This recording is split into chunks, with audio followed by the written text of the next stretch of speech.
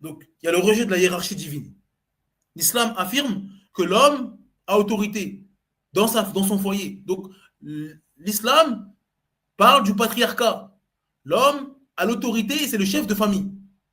Et donc, comme il est chef de famille, on lui demande d'avoir la raison de faire des choix en fonction de sa religion, de l'islam, et de ne pas être une femme, dans le sens où on t'a donné des atouts biologiques, physiologiques, qui font que tu dois être pragmatique et tu ne dois pas te baser sur les émotions.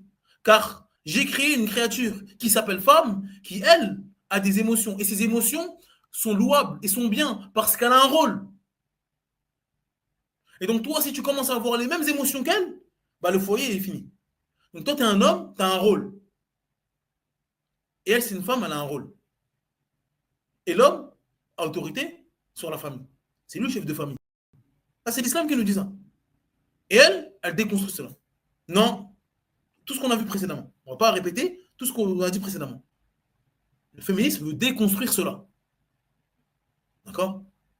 L'islam dit l'homme est responsable, a autorité sur la femme, et le féminisme dit il n'y a pas de chef, il n'y a pas d'autorité.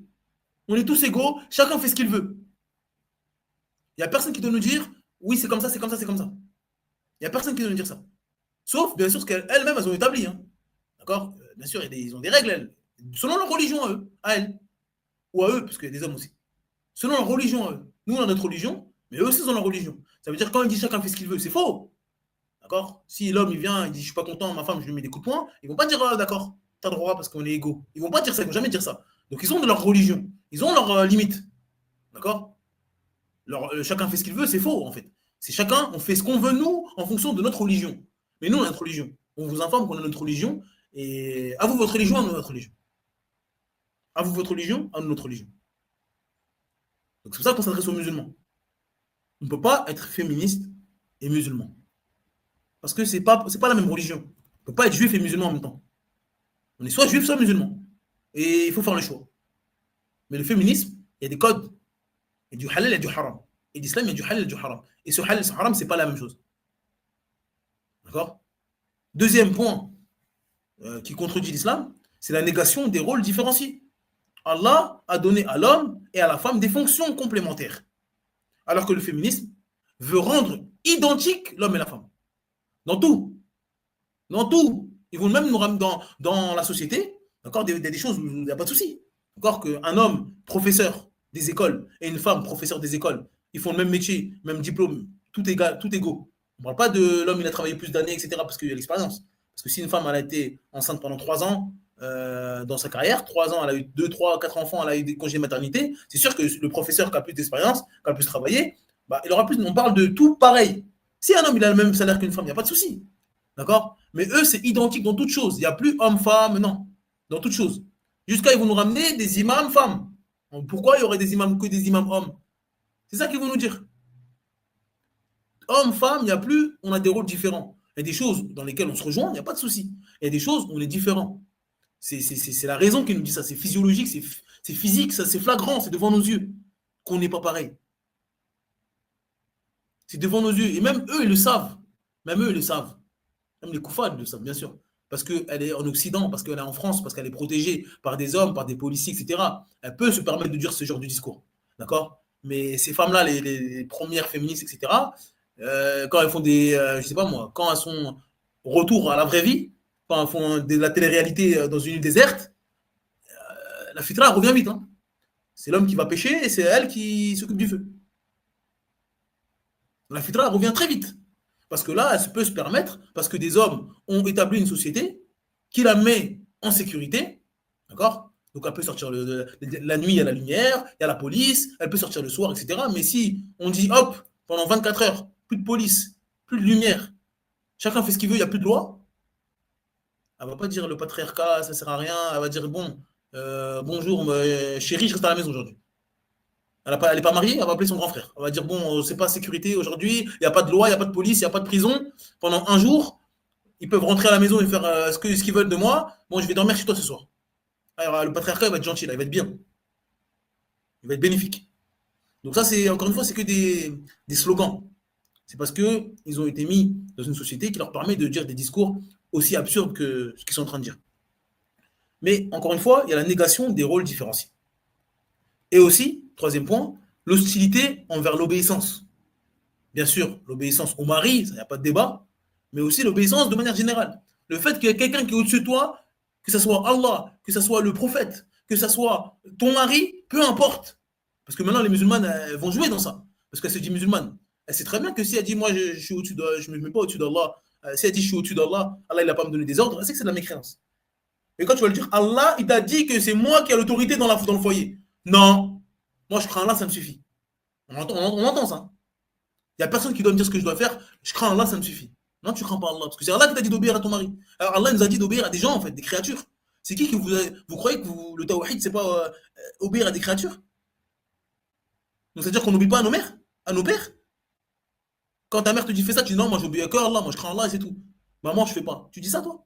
Même ton propre fils, quand tu vas lui dire fais ça, tu vas pas accepter cette parole-là. Ton propre enfant, quand tu vas lui dire fais ça, et il va te dire moi je crains Allah, pas toi, t'es qui, toi? Tu vas pas accepter cette parole-là.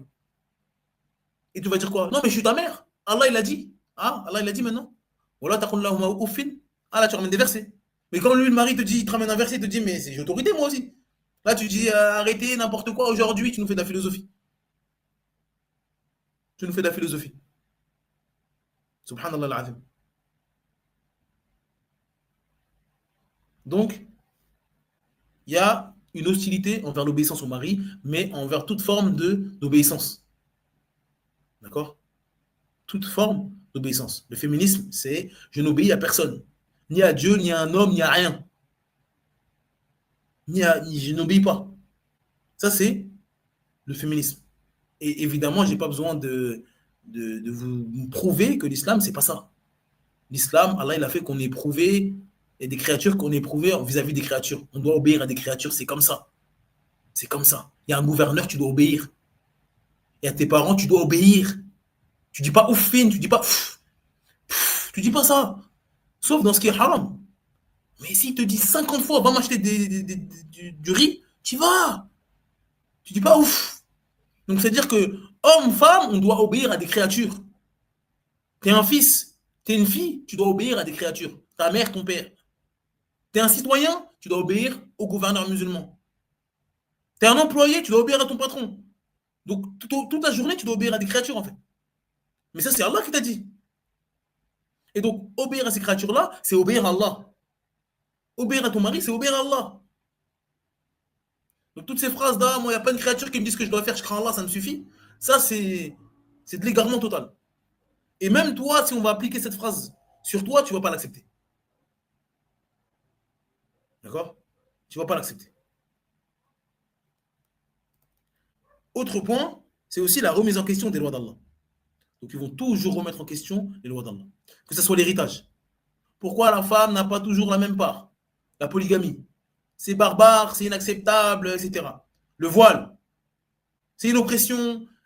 Vous sexualisez. Même les enfants, vous les sexualisez. Combat. D'accord?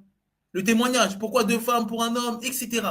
Dès qu'il y aura une loi d'Allah, qui a un lien qui concerne la femme ou l'homme, ils vont rejeter. Et ça, on voit malheureusement chez nos sœurs musulmanes.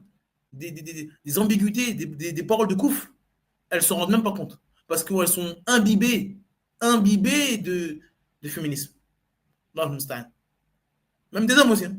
Vous allez voir sur Twitter, déjà ils défendent des choses. Un homme, je dis mais c'est un homme lui.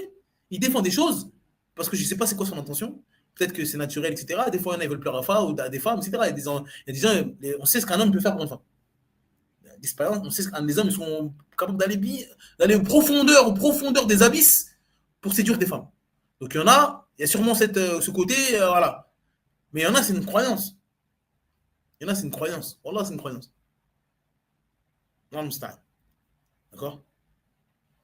Donc, le féminisme, troisième point, c'est du shirk. C'est du shirk émotionnel, intellectuel, appelez-le comme vous voulez. D'accord? Le shirk, c'est pas juste invoquer des statues. C'est aussi placer au même niveau Allah et une créature. C'est ça le shirk. C'est mettre au même niveau Allah et une créature dans une chose qui est spécifique à Allah. D'accord? Et donc, à partir du moment où, nous, en tant que musulmans, l'obéissance absolue, elle appartient à Allah. Donc, toutes les créatures, quand ils me disent fais quelque chose, la balance, ça va être le Coran et la Sunna. Si mon patron me dit quelque chose, je regarde si c'est halal ou c'est haram. Si c'est halal, je dois obéir. Mes parents, s'ils me disent fais ça, je regarde si c'est permis, je dois obéir. Maintenant, si c'est haram, je dis non, désolé. Donc, l'obéissance absolue, c'est Allah. Mais eux, l'obéissance absolue, c'est les passions. C'est leur propre nefs. C'est leurs envies. C'est leurs émotions. Et donc, ça, c'est des divinités. Ils ont des divinités avec Allah. D'accord? C'est des divinités, ils ont des divinités avec Allah. Donc, le féminisme, ça pousse à adorer ses passions. On peut prendre ses passions comme divinité. C'est Allah qui nous le dit. Là, il nous dit, tu n'as pas vu, n'as-tu pas vu celui qui prend sa passion comme divinité? Le désir d'indépendance, d'émancipation, des choses que même les hommes, ils n'ont même pas osé penser.